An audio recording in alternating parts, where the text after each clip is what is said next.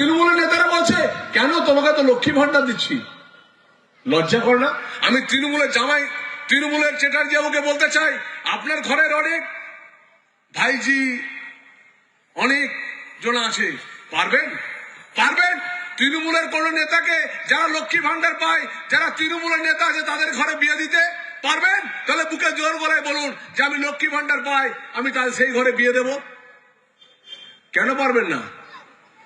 আপনারা মানুষকে ঠকাবেন, আর আপনারা নিজেদের ঘরের মেয়েকে যারা তৃণমূলের নেতা তাদের ঘরে বিয়ে দিতে পারবেন না? লক্ষ্মী ভান্ডার পাই। আরে মা লক্ষ্মীর নামটা তো আপনারা অপবিত্র করে দিয়েছেন। লক্ষ্মী ভান্ডারের নামটা মা লক্ষ্মী, সেটা অপবিত্র করে দিয়েছেন। মা লক্ষ্মী, এই যে আস্তে আস্তে দেখলাম পেঁয়াজ চাষ হচ্ছে, সবাই অর্থকরী ফসল, আলু চাষ হবে অর্থকরী ফসল, কিন্তু আলু চাষিদের একটা বার ভেবে থেকেছেন? আলু চাষিরা সেই আলু আজকে অন্য রাজ্যে বিক্রি করতে পারছে না। আলু চাষিরা আত্মহত্যা করছে। এই পূর্বস্থলীর, এই পূর্ব বর্ধমানের অনেক কৃষকরা আত্মহত্যা করছে। কোল্ড স্টোরেজের যারা আলু রাখে তাদের আত্মহত্যা করতে হচ্ছে। কেন? কারণ সেখানে তোলাবাজি দিতে হয়, সেখানে কাটমানি দিতে হয়। একটা মিথ্যে ঝুড়ি নিয়ে বসে আছে, যেমন মমতাদি বলেন উনি সব জানেন। উনি শিক্ষা ব্যবস্থাটাকে লাঠি উঠিয়ে দিয়েছেন, উনি শিক্ষা ব্যবস্থাটাকে ধ্বংস করে দিয়েছেন। তার কবিতা হচ্ছে এপাং ওপাং ঝপাং, যেখানে আমরা সত্যনাথ দত্তের আমরা কবিতা পড়তাম, ছন্দের জাদুকর বলতাম, আর সেখানে মমতা বন্দ্যোপাধ্যায় এখন কবি হচ্ছেন এপাং ওপাং ঝপাং। নিন, এটা হচ্ছে ভবিষ্যৎ কি? যুবকদের ভবিষ্যৎ হলো পড়াশুনো করার পর অন্য রাজ্যে চলে যাওয়া। সেই রাজ্যে কারা আছে ভাই? সেই রাজ্যে ভারতীয় জনতা পার্টি, সেই রাজ্যে ভারতীয় জনতা পার্টির মুখ্যমন্ত্রী আছে। আজকে আসাম আমাদের থেকে অনেক এগিয়ে যাচ্ছে, আর আমরা এখানে হাততালি দিচ্ছি। আমরা মমতা বন্দ্যোপাধ্যায়কে চাই। এখানে উড়িষ্যা, ছোট একটা রাজ্য, উড়িষ্যার আদিবাসী নেতা আমাদের মুখ্যমন্ত্রী, তিনি 94,000 কোটি টাকা কলকাতা থেকে নিয়ে চলে গেলেন। উড়িষ্যায় শিল্প বিনিয়োগ হচ্ছে, কিন্তু পশ্চিমবাংলায় কোনো শিল্প নেই। আমি মাদেরকে বলবো, বোনেদেরকে বলবো, যুবকদেরকে বলবো, কিসের ভয়? 18% আজকে ভয় পাচ্ছেন। কালকে আপনাদের বাড়ির বউকে, বাড়ির বোনকে, বাড়ির বউকে, বাড়ির মাকে সবাইকে বোরখা পরতে হবে, সবাইকে বোরখা পরতে হবে। এখন যদি 18%কে ভয় পান, আমি শুধু অনুরোধ করব, তৃণমূল দলটা চালাচ্ছে কারা? তৃণমূলের দল চালাচ্ছে পীরজাদারা, তৃণমূলের দল চালাচ্ছে আইপ্যাক, তৃণমূলের দল চালাচ্ছে যারা বাংলাদেশ থেকে এসছে তারা। আর সবাই যদি ওদেরকে ভয় পায়, তাহলে একদিন আমার বাড়ির ভবিষ্যতের মা বোনদেরকে বোরখা পরতে হবে, আর সেই বোরখা পরে ঘুরতে হবে। আমি বলতে চাই, ভয় করবেন না। আমি 19 সালে তৃণমূল কংগ্রেস ত্যাগ করেছিলাম, 18 সালে আমি অভিষেক বন্দ্যোপাধ্যায়কে বলেছিলাম তুমি একটা চোর। আমি বলেছিলাম ভাইপো হরিদাস একটা চোর, হরিদাস নামটা যদি কাউর দেওয়া, ভাইপোকে সেটা আমার। আমি বলেছিলাম ভাইপো একটা হরিদাস।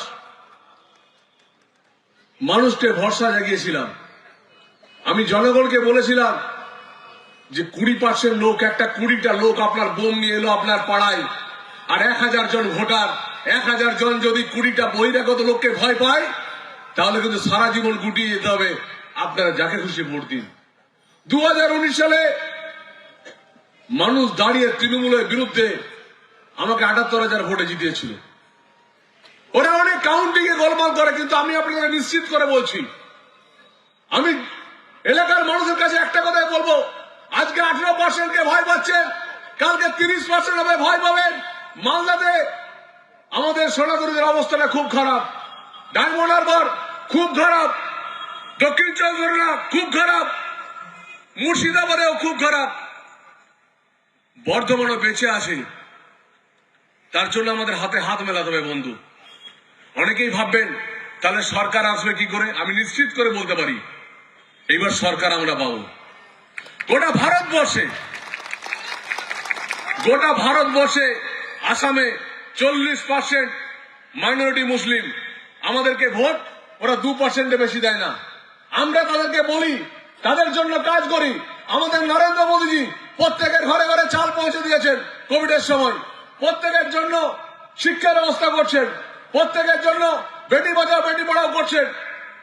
কিন্তু সেখানে উনি জাতি দেখেননি, কিন্তু মুসলিমরা আমাদেরকে ভোট দেন না, আমরা সেটাও জানি। কিন্তু আসামে 40% থাকা সত্ত্বেও আমরা সরকার গড়েছি। আমি বলবো এই পূর্ব বর্ধমানে আমার কাছে জীবনের একটা বড় চ্যালেঞ্জ। আমি চ্যালেঞ্জ নিতে ভালোবাসি, সামনাসামনি লড়াই করতে, রাজনৈতিকভাবে লড়াই করতে, কূটনৈতিকভাবে লড়াই করতে। 28টা বিধায়কের সিট আমাকে দায়িত্ব দিয়েছে, পার্থদাকে সাথী করেছে আর আপনাদেরকে সাথী করেছে।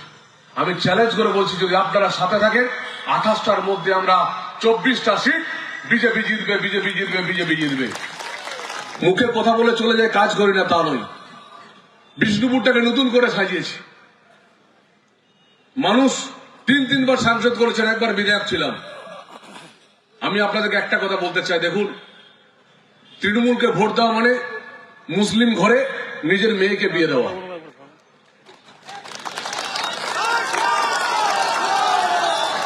তৃণমূলকে ভোট দেওয়া মানে মুসলিমের ঘরে নিজের মেয়েকে বিয়ে দেওয়া, এটা কথা মনে রাখবেন। যদি এটা করতে পারেন তাহলে তৃণমূলকে ভোটটা দেবেন। আমার এই কারণে বলছি, কারণ ওরা বলছে বাংলা ভাষাকে বিজেপি পছন্দ করে না। বাংলা ভাষাকে যদি বিজেপি পছন্দ না করছে, তাহলে আমরা সাংসদরা এত প্রকল্প আনছি কি করে?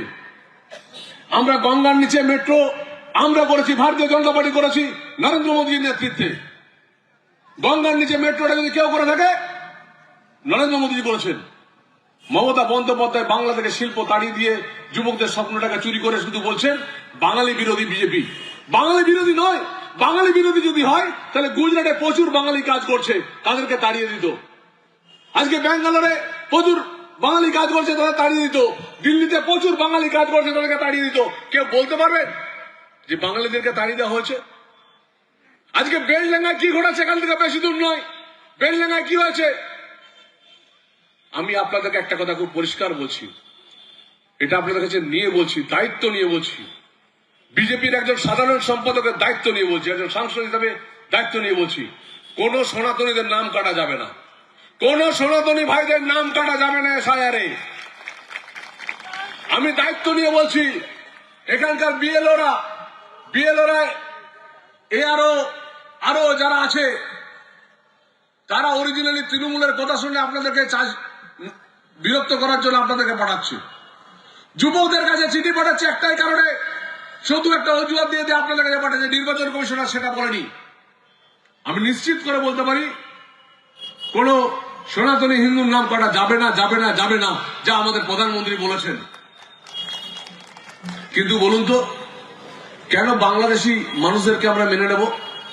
যে বাংলাদেশিরা 15 বছর ধরে 1400 কিলোমিটার জুড়ে, যেখানে মমতা বন্দ্যোপাধ্যায় কাঁটাতারে বেড়া দেওয়ার জন্য জমি দেয়নি, সেখানে প্রতিদিন রোহিঙ্গা আসবে, প্রতিদিন বাংলাদেশি মুসলিম আসবে, আর আমরা তাদেরকে মেনে নেব? কেন মানবো ভাই?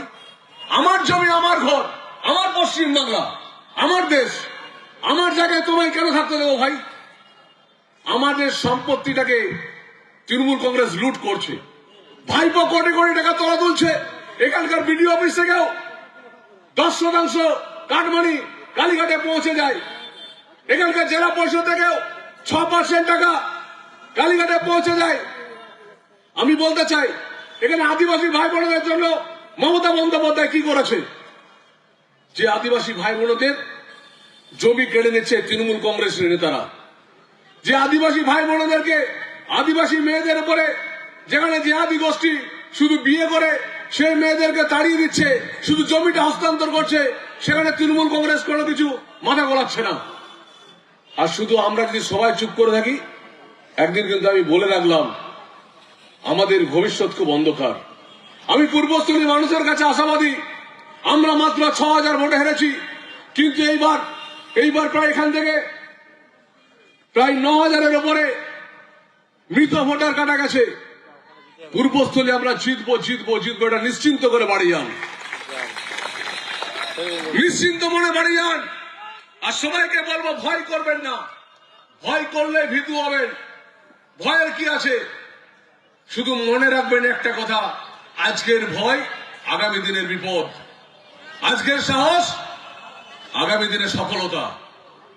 আজকের যদি সাহস থাকে তো আগামী দিনে সফলতা পাবেন। আমাদের ভিডিও ভালো লাগলে লাইক এবং শেয়ার করুন। কমেন্ট সেকশনে গিয়ে জানান আপনাদের মতামত।